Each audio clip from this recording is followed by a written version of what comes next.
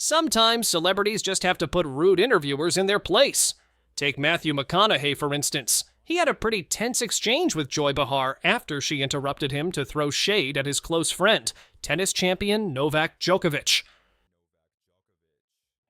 Happy to be in his box. Got to sit behind his parents, which was really awesome to see them when he brings them up and where they started. Anti-vaxxer? I believe An anti-vaxxer? I believe so, yeah. McConaughey was sharing how it felt to watch Djokovic from the players' box when Joy chimed in with a snide, "Isn't he the anti-vaxxer?" You could practically feel the tension build from there, and it only got worse when the conversation shifted to McConaughey's potential political run. By gun? Do I think I could get elected in Texas being anti-gun? One thing about if me in politics is to give you a direct statement right there is be playing a game that I'm not interested in playing. Okay, to give you a direct statement right there. Joy questioned whether he thought he could be elected in Texas with anti-gun views. It's kind of like when Tom Cruise got hit with a deeply personal question during an interview, right after his divorce from Nicole Kidman. Was Nicole the love of your life? What do you mean, Peter? You were married for 10 years. Listen, we raised children. The interviewer asked, "Wasn't Nicole the love of your life?" and then kept pushing with even more prying questions.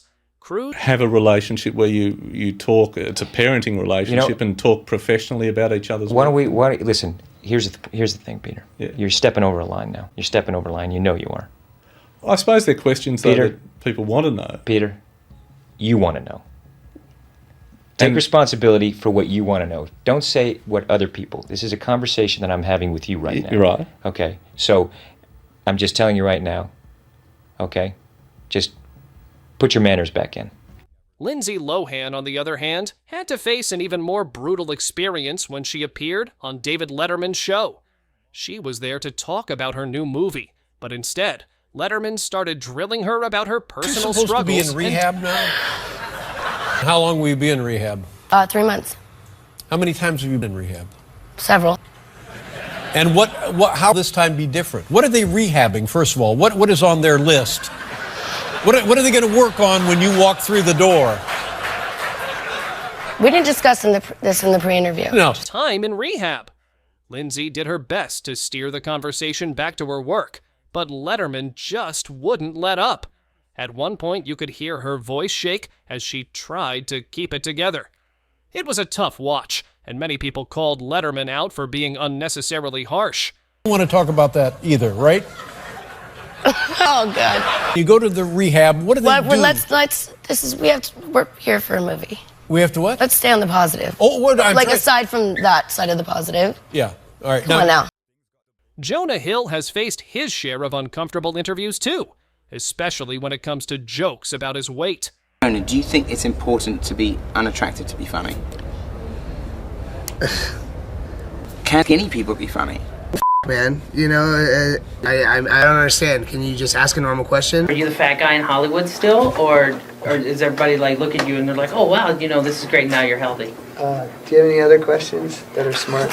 First of all, you smell good, which is surprising. Why is that surprising? I don't know. I just wouldn't think of a guy who would have a scent on, and it that's such a I'm gonna really work hard to not take that as a shot. You know what I mean? Similarly, Christina Hendricks from Mad Men had to shut down an interviewer who called her a full-figured woman and asked for an inspiring story related to that. Have been an inspiration as a full-figured woman. What is the most inspiring story that you can remember where you've inspired someone? I don't know. I don't know. I'm sorry. She clearly wasn't happy with the focus on her body, and it showed. She stopped the interview in its tracks, letting everyone know she wasn't there for that kind of conversation. Then there's Tom Hardy, who's never been one to entertain intrusive questions. In a 2015 interview, a reporter asked about Hardy's sexuality, and he Your own sexuality is a bit more ambiguous. Do you find it hard for celebrities to talk to media about sexuality? What on earth are you on about? He shot back with, "What on earth are you on about?" His cool but firm response went viral, with many praising him for drawing a line in the sand about what's off limits. Speaking of shutting things down, Gordon Ramsay once had a memorable run-in with a journalist who tried to ambush him with a photo of an overcooked steak. Ramsay clapped back. It's really weird for you to give me a piece of paper, and when you say, am I satisfied that it's a good steak, you have to be a little bit more honest with me on that one. What are you trying to get at? Explaining why ordering a steak well done is a no-go if you want to enjoy the quality of the meat. But you asked for the steak to be cooked well done.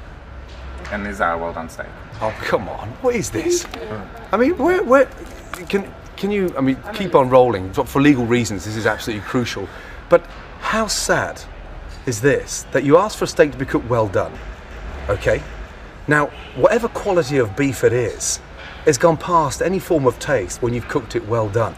So you present me with a picture, God bless you, and you say, is that right? I don't eat steak well done. That's your prerogative because you're the customer. But unfortunately, you're never going to identify the quality of a beef when the steak is well cooked.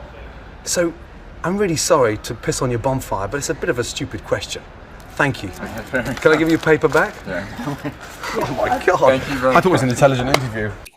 Even Michael B. Jordan had his moment when a former classmate-turned-reporter tried to reconnect during an interview. She brought up their past, and he reminded her that back in the day, And you know, we know each other. We go way back all the way to Chad Science in Newark, okay? The corny kid, right? No, I did not say that. Misquoted for sure. No, you did not hear me say I said we used to make fun of the name. But yeah, he is obviously killing things out here. Isn't this the sexiest man show off right here? Who's the sexiest man? Because now let's. What kind of who's question the is that? sexiest? And who can forget Dakota Johnson's viral moment with Ellen DeGeneres? Ellen joked about not being invited to Dakota's birthday party, but Dakota set the record straight. Actually, you were invited, Ellen. Turned 30. I did. And how was the party? I wasn't invited. Actually, no, that's not the truth, Ellen. You were invited. Last time I was on the show, last year, you gave me a bunch of about not inviting you, but I didn't even know you wanted to be invited. Well, who doesn't want to be invited to a party? Well, I didn't even liked me. Of course I like you. You knew I liked you. You've been on the show many times, and don't I show like? Yeah. But I did invite you and you didn't come. So. This time you invited me? Yeah. Are you sure? How do you know? I don't think so. Ask everybody. It was one of those rare moments where you could see Ellen genuinely taken aback, and it left everyone wondering what the real story behind their relationship was. Jim Carrey, however, took things to a whole new level at New York Fashion Week 2017. During a red carpet interview, they say they're celebrating icons inside. Celebrating Do you believe icons. in Boy, that is just the absolute lowest aiming, possibility that we could come up with. It's like icons. Do you believe in icons? I don't believe in personalities. I don't believe that you exist. I don't believe in icons. I don't believe in personalities. I believe that peace lies beyond personality, beyond invention and disguise, beyond the red S that you wear on your chest that makes bullets bounce off. I believe that it's deeper than that. I believe we're a field of energy dancing for itself. And I don't care. He went on a bizarre rant about how he didn't believe in personalities or even reality.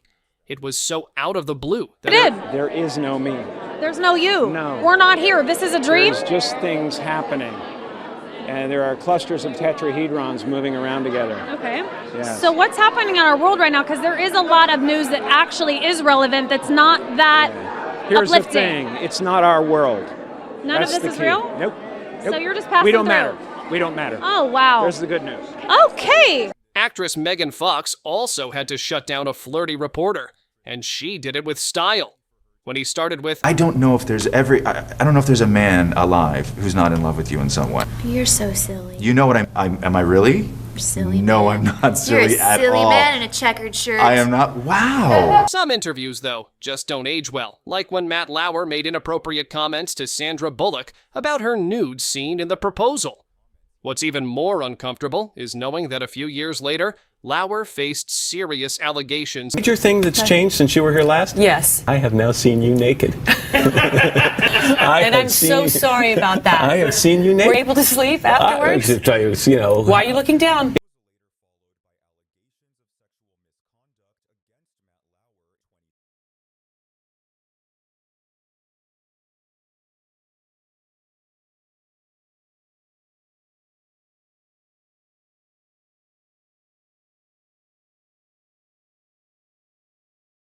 of sexual misconduct, making those comments seem even more cringeworthy in hindsight.